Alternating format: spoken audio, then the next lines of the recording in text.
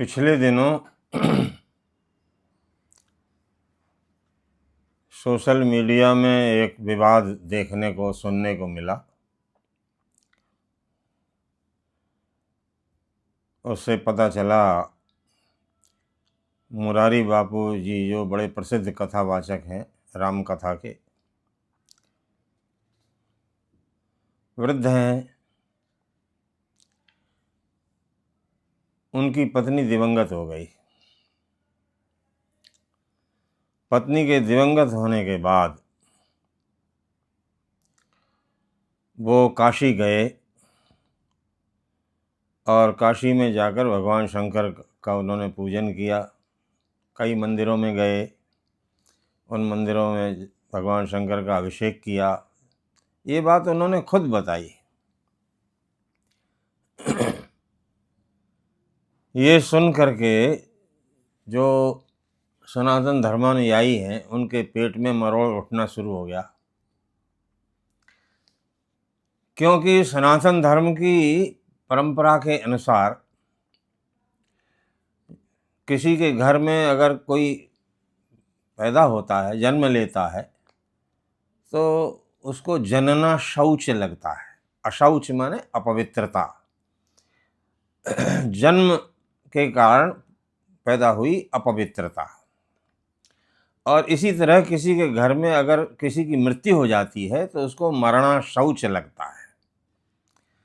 जनना शौच को सूतक बोलते हैं और मरणा शौच को केवल अशौच बोलते हैं। लेकिन इस विवाद में सब लोग यही कह रहे थे कि मुरारी बापू को सूतक लगा है। अरे भाई, उनके घर में कोई पैदा नहीं हुआ, उनकी पत्नी दिवंगत हो गई, उनको मरणा शौच लगा है। ये सनातन धर्म की परंपरा कहती है। और परंपरा ये कहती है कि जिसको मरणा शौच लगा हो या जनना शौच लगा हो, उसके लिए कुछ बातें निषिद्ध हैं। देवालय में जाना निषिद्ध है, देवालय में न जाएं,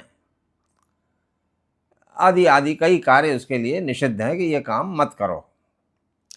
उसके लिए तो दूसरे का बनाया, जिसको जनना मरना शौच लगा हो, उसके लिए तो दूसरे का बनाया हुआ भोजन भी करना निषिद्ध है। किसी अन्य का भोजन नहीं करना चाहिए उसको। तो हर एक जाति के लिए अलग अलग दिनों तक मरना शौच लगता है। किन्हीं के लिए 10 दिन का लगता है, किन्हीं के लिए 12 दिन का, किन्हीं के लिए 15 दिन का, किन्हीं के लिए 1 महीने का भी मरना शौच लगता है। तो सनातन धर्म की परंपरा के अनुसार मुरारी बापू को भी मरना शौच लगा, लेकिन उन्होंने उसका पालन नहीं किया।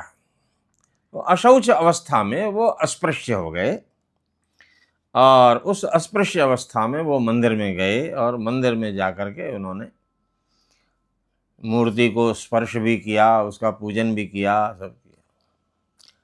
इसी पर विवाद छिड़ गया और कोई काशी विद्वत परिषद के हैं, उन्होंने उनकी आलोचना करनी शुरू कर दी। कल मैंने एक वीडियो देखा निग्रहाचार्य जी का, बड़ा अच्छा बोलते हैं वो, लगभग आधा पौने घंटे का रहा होगा। उसमें उन्होंने तमाम धर्मशास्त्रों के उद्धरण दे दे करके सिद्ध किया कि मरना शौच लगता है, चाहे कोई किसी भी स्टेटस का आदमी हो। जो मुरारी बापू के पक्षधर हैं वो कहते हैं कि वो तो संत हैं, वो तो त्यागी हैं, वैराग्यवान हैं, भगवत भक्त हैं, उनको क्या सूतक और क्या पातक कुछ नहीं लगता। इन सब बातों का उन्होंने बड़े जोरदार ढंग से शास्त्रों का प्रमाण दे करके और खंडन किया। तो ये विवाद चल रहा था। काशी विद्वत परिषद ने भी अपना एक वक्तव्य प्रकट किया और उसमें भी उन्होंने मुरारी बापू की आलोचना की। माने जिसको देखो वही मुरारी बापू की आलोचना कर रहा। ठीक है, इन लोगों से मुझे एक बात कहनी है। आपका धर्मशास्त्र का शासन इस देश में नहीं है।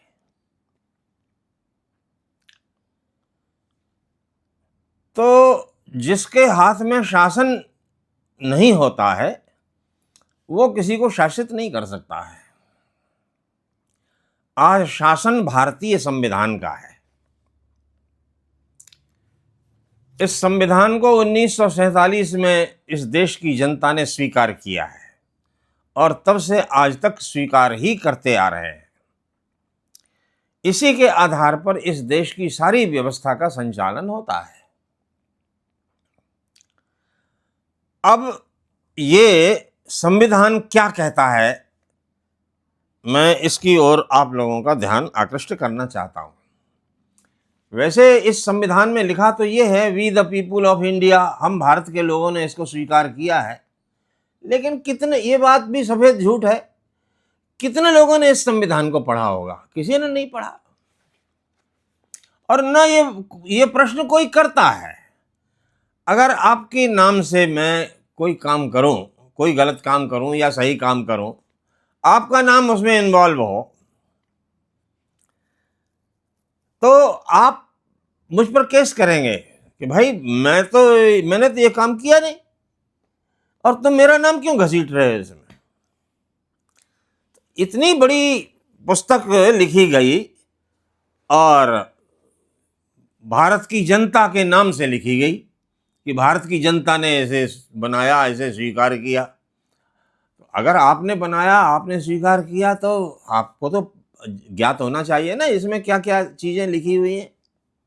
लेकिन कितने लोगों ने पढ़ा है भारतीय संविधान? जो जनता के प्रतिनिधि हैं उन्होंने ही नहीं पढ़ा। लेकिन इसी भारतीय संविधान की शपथ लेकर के यहाँ के प्रशासक अपने अपने पदों पर बैठते हैं। इसी संविधान की शपथ, पालन की शपथ लेकर के वे शासन करते हैं। इसी संविधान का शासन है। अब आप इस शासन से का निषेध तो नहीं कर सकते आप। ये भारतीय संविधान क्या कहता है? कहता है abolition of untouchability. Untouchability is abolished and its practice in any form is forbidden. The enforcement of any disability arising out of untouchability shall be an offence punishable in accordance with law. इसका अर्थ है कि अब के बाद जो अस्पृश्यता है उसको समाप्त किया जाता है और किसी भी रूप में इस अस्पृश्यता का पालन करना या दूसरे के ऊपर दबाव देना कि तुम इसका पालन करो, ये एक दंडनीय अपराध होगा। Punishable in accordance with law, कानून बना हुआ है। जो अस्पृश्यता का पालन करता है और दूसरे को वैसा करने के लिए बाध्य करता है, तो ये एक दंडनीय अपराध बनता है। और वो उस अस्पृश्यता की कोई परिभाषा नहीं है। ये लिखा है इन एनी फॉर्म, किसी भी रूप में अस्पृश्यता हो तो उसका पालन करना एक दंडनीय अपराध होता है। इसी संविधान के अनुच्छेद right to freedom of religion 25वां अनुच्छेद है, freedom of conscience and free profession, practice and propagation of religion, subject to public order, morality and health, and to the other provisions of this part, all persons are equally entitled to freedom of conscience and the right freely to profess, practice and propagate religion. इसी के आगे लिखा है इसमें, providing for social welfare and reform और the throwing open of Hindu religious institutions of a public character to all classes and sections of Hindus. इस संविधान के अनुच्छेद के द्वारा ये बात बताई गई है कि जितने भी मंदिर हैं जो पब्लिक कैरेक्टर के हैं, मतलब सामान्य जनता के लिए हैं, किसी का व्यक्तिगत नहीं है, सामान्य जनता के लिए जो मंदिर हैं, उनको सब के लिए खोला जाता है, throwing open of Hindu religious institution, जो भी धार्मिक संस्थान हैं हिंदुओं के, उनमें आप अस्पृश्यता के आधार पर किसी का प्रवेश रोक नहीं सकते आप। वो अस्पृश्यता किसी भी तरह की हो सकती है, इन एनी फॉर्म। ऐसा नहीं है कि वो जन्म से अस्पृश्य हो। इन एनी फॉर्म का क्या मतलब हुआ? यही हुआ ना। तो जो लोग ये कह रहे हैं कि मुरारी बापू को मरना शौच लगा है, तो वो अस्पृश्य हो गए। अस्पृश्य हो गए तो उनको मंदिर में नहीं जाना चाहिए। आपका संविधान तो कहता है वो अस्पृश्य नहीं है। आपका धर्म कहता होगा कि वो अस्पृश्य है, लेकिन आपका संविधान कहता है कि वो अस्पृश्य नहीं है, और उनको मंदिर में जाने का अधिकार है और उनको पूजा करने का अधिकार है, ये आपका संविधान कहता है। अब आप उनको कैसे रोकेंगे? और अगर रोकेंगे तो मुरारी बापू को अधिकार है कि वो कोर्ट में जाएं और कहें कि ये लोग अस्पृश्यता का प्रचार कर रहे हैं। तो जो लोग ऐसा कह रहे हैं कि मुरारी बापू अस्पृश्य हैं, इतने दिनों तक वो दंड के पात्र होंगे। इस प्रश्न का क्या उत्तर है निग्रहाचार्य जी के पास? और जो भी कोई मुरारी बापू का विरोध कर रहा है कि वो अस्पृश्य हैं, उनके पास इस प्रश्न का क्या उत्तर है? वास्तव में जब ये संविधान लिखा जा रहा था और लागू भी हो भी गया था, तो ये जानकारी करपात्री जी के ध्यान में आई, और करपात्री जी ने भी उस समय बड़ा इसका विरोध किया। करपात्री जी का ये कहना था, उन्होंने गांधी जी को पत्र लिखा था उन्होंने इस बारे में। करपात्री जी ने ये कहा कि गांधी जी, आपके कांग्रेसी शासन में जैसे एक मुस्लिम को उसके विश्वास के अनुसार अपना जीवन यापन करने की स्वतंत्रता है, एक ईसाई को उसके विश्वास के अनुसार अपना जीवन यापन करने की स्वतंत्रता है, उसी प्रकार से एक सनातन धर्मावलंबी को उसके विश्वास के अनुसार जीवन यापन करने की स्वतंत्रता क्यों नहीं है? वो स्वतंत्रता उसको भी मिलनी चाहिए। इस देश में जो सनातनी है वो इस देश के नागरिक नहीं है, तो जैसे सब नागरिकों को अपने अपने धर्म का पालन करने की स्वतंत्रता है, और आपका संविधान ही सबको धर्म पालन करने की स्वतंत्रता का अधिकार देता है, तो अब किसका क्या धर्म है, पहले ये निर्णय हो जाना चाहिए। तो करपात्री जी ने ये गांधी जी से पूछा। गांधी जी ने इसका कोई उत्तर नहीं दिया। गांधी जी ने कहा कि आपकी धर्म की व्याख्या से हम सहमत नहीं हैं, ये कहा उन्होंने। करपात्री जी ने कहा, भले आप सहमत ना हो, लेकिन आपकी जो प्रतिज्ञा है, आपका संविधान लिखता है कि सबको धर्म पालन करने का अधिकार है, तो जैसे मुसलमान को उसका धर्म पालन करने का अधिकार है, तो ऐसे ही एक सनातनी हिंदू को भी उसके धर्म पालन का अधिकार होना चाहिए। अब धर्म क्या है, तो मुसलमान के धर्म का निर्णय तो कोर्ट उसके कुरान, उसके हदीस, उसके शरीयत के अनुसार करता है, तो हिंदू के धर्म का निर्णय उसके पुराणों, उसके स्मृतियों और उसके वेद आदि ग्रंथों के आश्रय से क्यों नहीं किया जाता? उसका धर्म क्या है, इसका निर्णय आप मनमानी कैसे कर सकते हो? करपात्री जी इस बात के लिए बहुत लड़ते थे, लेकिन उस समय किसी ने उनका साथ नहीं दिया।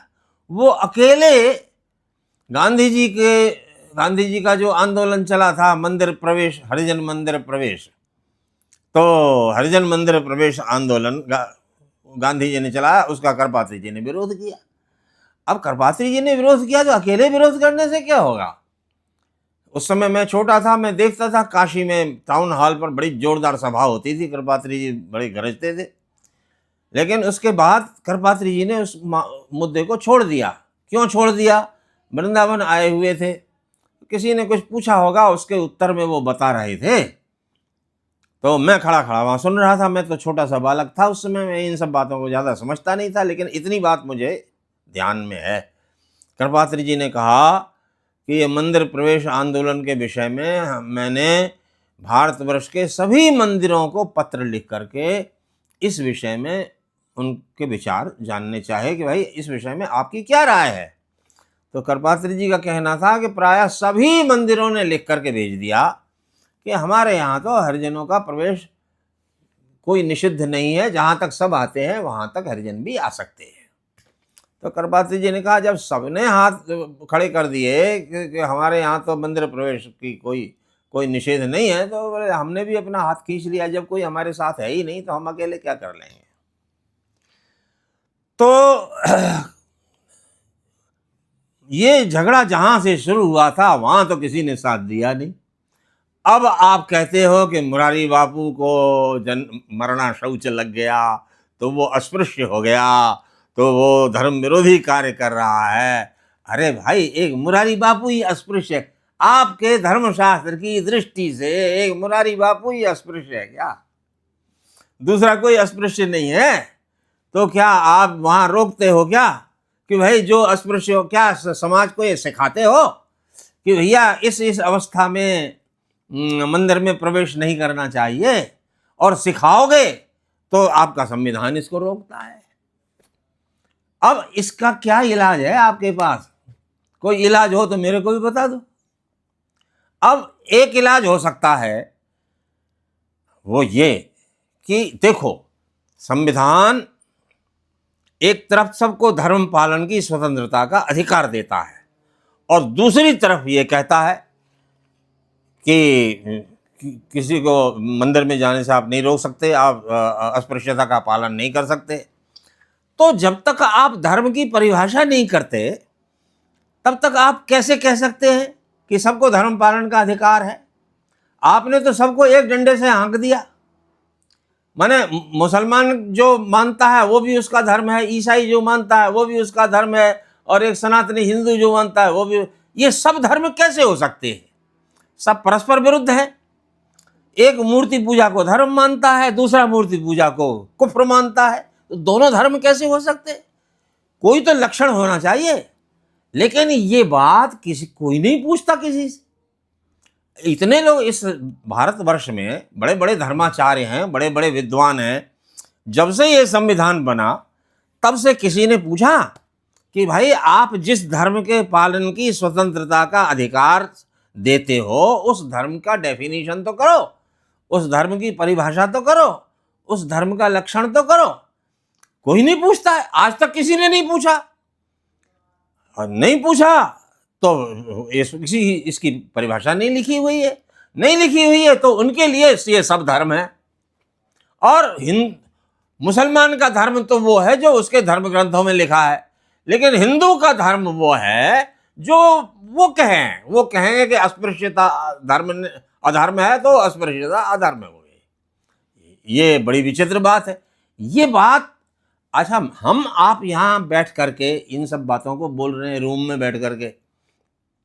निग्रहाचार्य जी ने एक वीडियो बना दिया, इससे क्या होता है? इससे ये बात कोर्ट में जानी चाहिए, कोर्ट से पूछा जाना चाहिए कि संविधान जिस धर्म के पालन की स्वतंत्रता का अधिकार देता है उस धर्म का डेफिनेशन करो, उस धर्म का लक्षण करो। कोर्ट में आज तक किसी ने नहीं पूछा। अब ये निकट भूतकाल में ही एक घटना घटी, मैं उसके और भी आपका ध्यान आकर्षित करना चाहूँगा। बहुत कुछ दिन पहले की बात, शायद 1-2 महीना हो गया, मैंने गूगल पर सर्च करता था तो उसमें एक समाचार देखा। वो समाचार ये था कि मध्य प्रदेश में एक अनुसूचित जाति जनजाति अधिकारी संगठन नाम का एक संगठन है। तो उसने हाई कोर्ट में ये रिट दायर की कि मध्य प्रदेश के बहुत सारे मंदिरों पर मध्य प्रदेश प्रशासन का नियंत्रण है। तो मध्य प्रदेश शासन अपने नियंत्रण में जितने भी मंदिर हैं उनमें जो पुजारी नियुक्त करता है वो पुजारी ब्राह्मण ही होते हैं और उनको वो वेतन भी देता है। तो जो मध्य प्रदेश प्रशासन है जो उनको वेतन देता है वो तो जनता के टैक्स से आता है ना, पब्लिक मनी है वो, तो उसके उनके टैक्स से आता है। तो उनकी आपत्ति ये थी कि ये तो बिल्कुल गलत है। जब आपका संविधान, जिस संविधान के पालन की शपथ लेकर के आप पद पर बैठे हो, वो संविधान कहता है कि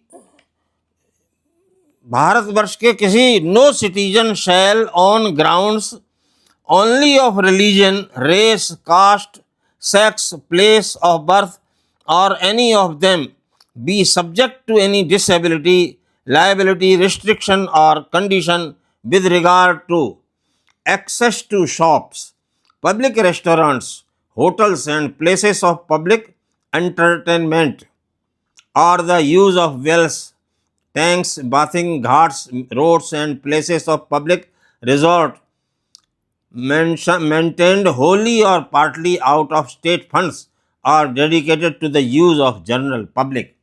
ऐसा कोई भी स्थान हो जिसमें मंदिर भी है वो जनरल पब्लिक के लिए हो और स्टेट फंड माने सरकार के पैसे से चलाया जाता हो, तो आप धर्म के आधार पर उनमें भेद नहीं कर सकते कि ये फलाना है तो ढिकाना है। तो आप केवल ब्राह्मणों को वहाँ नियुक्त क्यों करते हैं? आप हम तो SC ST हैं, अनुसूचित जनजाति से संबंध रखते हैं, तो हमको क्यों नहीं नियुक्त किया जाता? ये रिट उन्होंने दायर की मध्य प्रदेश हाई कोर्ट में। तो हाई कोर्ट क्या करेगा? हाई कोर्ट ने प्रशासन से पूछा कि इसका क्या उत्तर है। अब प्रशासन इसका क्या उत्तर देगा बताइए आप? प्रशासन यही कहेगा कि बिल्कुल ठीक है, हम तो सबको रखने के लिए तैयार है, आ जाओ, प्रशासन रख ले। इसका उत्तर वो जो सनातनी मुरारी बाबू का विरोध कर रहे हैं उनके पास क्या है? क्या है इसका उत्तर? उनके पास भी कोई उत्तर नहीं है।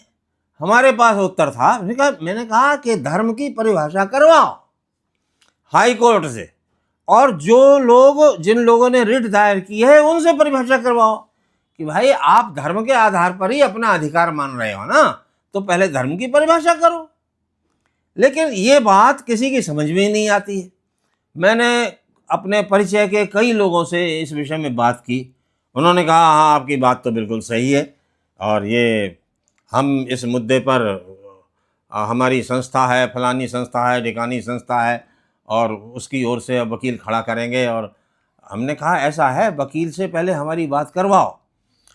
ये जो प्रश्न है कि भारतीय संविधान सबको समान मानता है, धर्म के आधार पर कोई भेद नहीं करता है, तो फिर ये भेद क्यों, ये कि ब्राह्मण को ही वहाँ पुजारी रखा जाए, और ये भेद क्यों कि जो अस्पृश्य हो गया उसको वहाँ पर प्रवेश करने का अधिकार, ये सब क्यों किया जाता है? इसका क्या आधार है?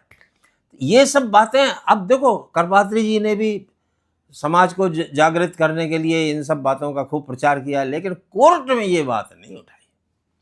अब ये मौका था कि मध्य प्रदेश हाई कोर्ट ने प्रशासन से उत्तर मांगा, तो अब प्रशासन तो क्या उत्तर देगा, लेकिन जो सनातनी संस्थाएं हैं, हमने सुना है मध्य प्रदेश में एक परशुराम कल्याण बोर्ड है, वो ब्राह्मणों के विषय में सब काम करता है, वो सरकारी संस्था है रजिस्टर्ड, तो वो ये सब काम करती है। तो हमने उनके जो चेयरमैन हैं, चीफ, उनसे हमने बात की, तो उन्होंने कहा हाँ बहुत बढ़िया बात है, और हम इस विषय में अपने वकीलों से बात करेंगे। भगवान जाने उन्होंने क्या किया क्या नहीं किया।